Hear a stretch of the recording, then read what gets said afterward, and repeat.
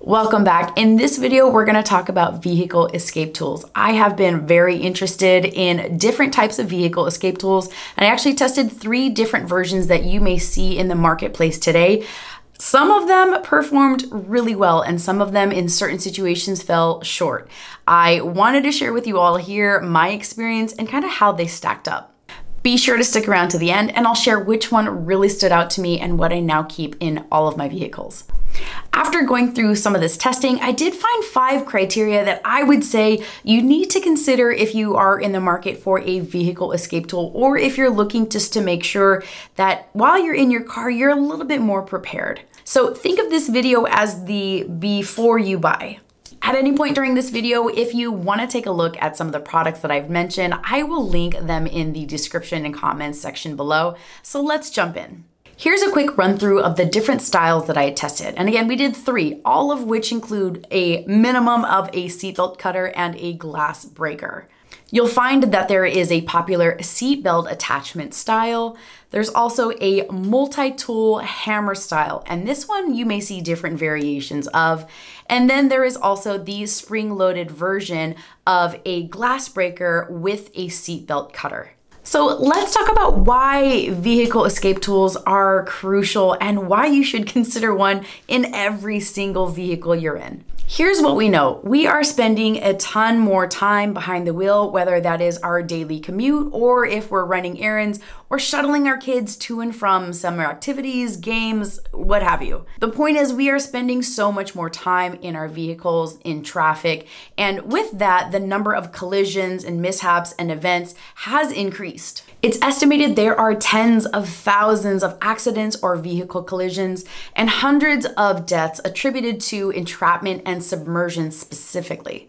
Hot car deaths alone are heartbreaking and usually involve children's or pets.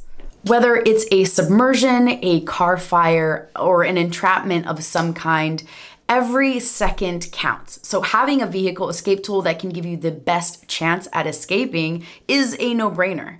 But what should we be looking for? Let's explore.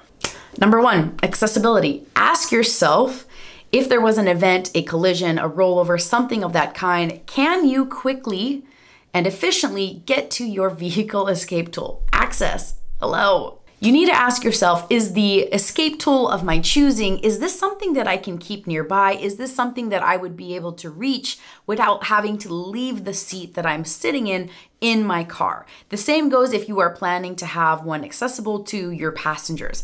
Ask yourself, if you are sitting where they would be sitting, can you physically reach your escape tool? Now, this may not be so much limited to the escape tool itself, but also the planning that goes with having this in your vehicle. If your car catches fire, you really have about a minute and a half to really get the hell out of there. That's why I say every second counts. I will also add to this, as you are planning where to store your vehicle escape tool, please be mindful of where the airbags will deploy. The last thing you want to do is put this or store your vehicle escape tool in an area that will be between you and the airbag that will deploy in a collision. That may cause extreme injury and be much more dangerous of a situation. Now, in this case, the seatbelt attachment is connected to your seatbelt, so it should be within reach every time. That's how it's designed. So in this case, if it works properly and it's not somehow dislodged during a rollover, then that is really great placement. So that one was a thumbs up in this scenario. Now the spring-loaded one, that really depends. So it depends where you store it, if it's attached to your headrest, if it's attached to your mirror. If it's within reach without it being dislodged and thrown somewhere else, then that's a possibility of a thumbs up also. Now the weird one here is the hammer style, or the tool that's designed to just kind of hang out somewhere in your car. These ones don't often really come with attachments to secure it to a specific location. A lot of people will put this in the center console or just in the side door area. And the problem with that is if there is a rollover or collision, the likelihood of that being thrown around is very high. Now, I don't know about you, but most of the people I've talked to that have this style have said they kind of just keep it within reach, but it's not necessarily secured in any fashion. So again, if you are looking at accessibility alone, where you put your tool is really going to be more up to the planning, but it does help if you have a vehicle escape tool that also provides you the means to secure this somewhere in your vehicle. 2, functionality. Please choose vehicle escape tools that serve a very specific purpose. And here's what I mean. Choose escape tools that serve specific purposes, such as seatbelt cutters and window breakers. These tools should be designed to quickly and efficiently assist you in escaping from a vehicle during various emergency scenarios. Under functionality, there are really 2 main things I look for at a bare minimum for a vehicle escape tool. One, I know I mentioned this, is a seatbelt cutter, and the other one is a glass breaker. The reason I bring this up is because in the marketplace today, I'm seeing a lot of these multi-tool functionality type of escape tools. Now, yes, they will include a seatbelt cutter and a glass breaker mechanism, but they also have maybe flashlights on there, or they have a compass or other things that have been added to hopefully boost the utility. Now, while I'm usually the one that's on here saying, yes, the more utility a tool can provide you, the better, this is one of those rare instances where I would kind of say be careful. I want to add a little bit of caution here, because the more you add onto a tool, you may be sacrificing the primary functionality of these tools because you've added all this other cool stuff to it. It might be a great tire pressure gauge, but is it a good glass breaker? 3, quality and reliability. Now this kind of speaks to the functionality part, which is gonna go nice transition to quality and reliability. Invest in high quality escape tools made from durable materials. Check for reliability features such as sharp cutting blades and sturdy construction to ensure that they can withstand the pressures of emergency use. A lot of times when you're considering different comparable tools, you can read through and see, what are these tools even made of? What are the materials used here? But you might be asking, why does that matter? Why does quality matter in this case?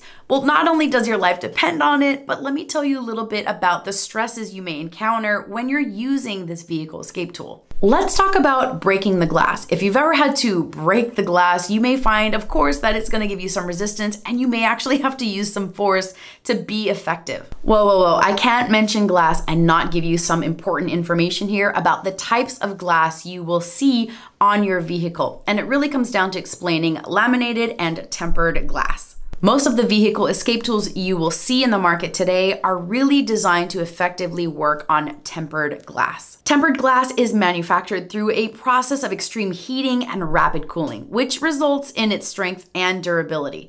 This process creates internal stresses that give its glass the characteristic shatter-resistant properties. Now, for the most part, these are going to be your car door windows, the rear window, and maybe some sunroofs. Now, I say usually because some newer cars actually have laminated glass on the driver's side and passenger side.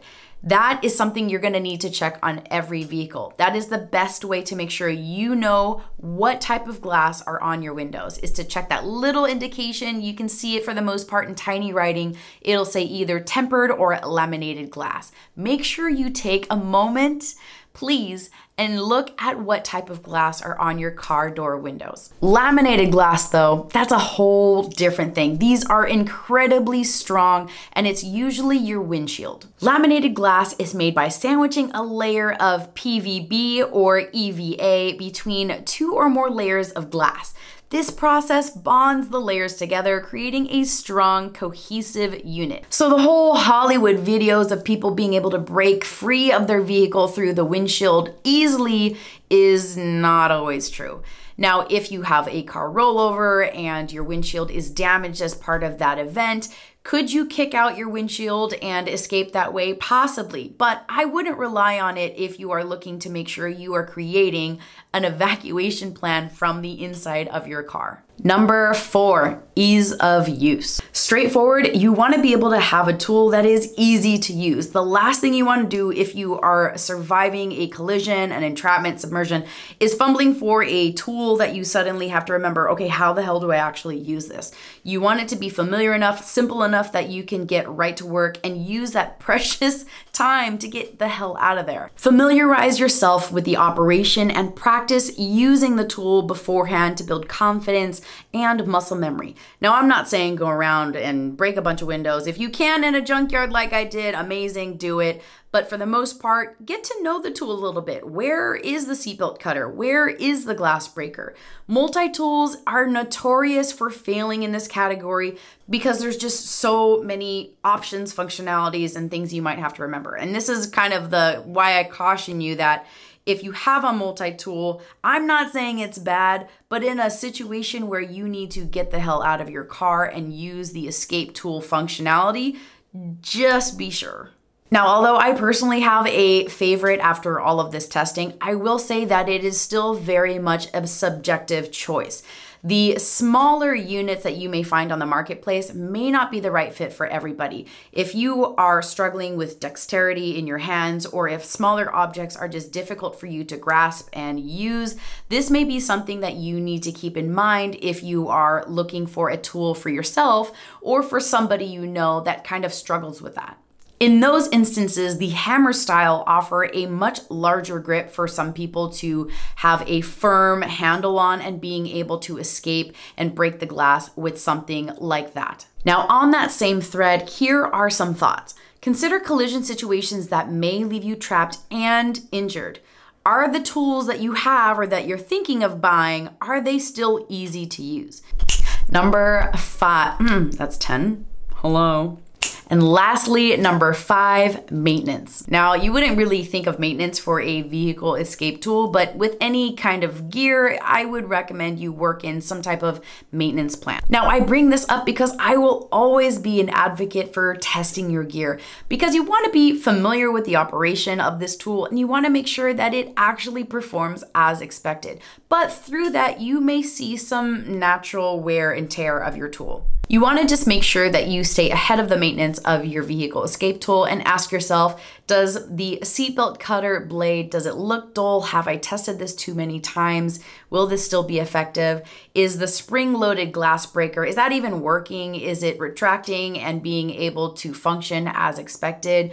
Is the hammer spike dull? Have I just smashed a whole bunch of things with it and now I'm not even sure if it's actually gonna break the glass as expected? Now, through my testing, I tried really hard to stay unbiased, but it's probably no surprise to anybody on here that I really started to appreciate and love the Rescue Me vehicle escape tool. For me, it's super simple to operate because it only highlights the 2 primary functions I'm looking for in that tool, which is a seatbelt cutter and a glass breaker. The Rescue Me's compact design makes it super easy to keep a number of them in my vehicles. I actually have multiples in my vehicles because I keep them in different spots, not only for my own access, but for access with passengers or people that might be in the back seat with me.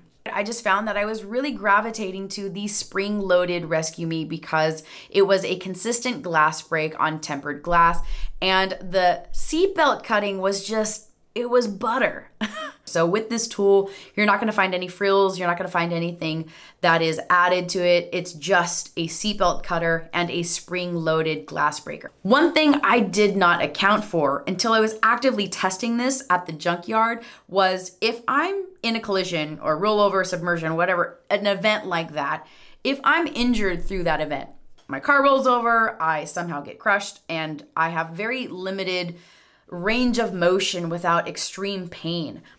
If I have a hammer style type of glass breaker, I may not have the strength or even the space to really ramp up the swing to break the glass.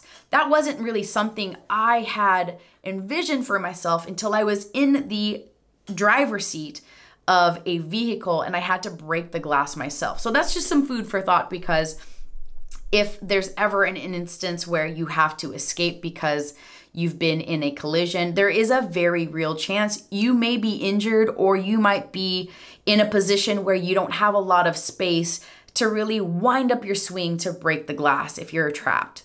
Now, before I let you go, I want to add a few key reminders on here. Plan your escape route from your car, from the inside of your car. Plan that today. While there's not an emergency, while you're not submerged in water and taking on more and more water with every second while your car's not on fire, plan your escape route today. Sit in your car and look and understand the types of glass that are on your car and plan what is going to be your escape route from the driver's seat, from the passenger seat, wherever you typically find yourself. You want to just make sure you have a solid plan of escape so that you're not trying to think through what is going to be my plan of action here while you just survived a collision, submersion, or if you have a car fire happening in real time.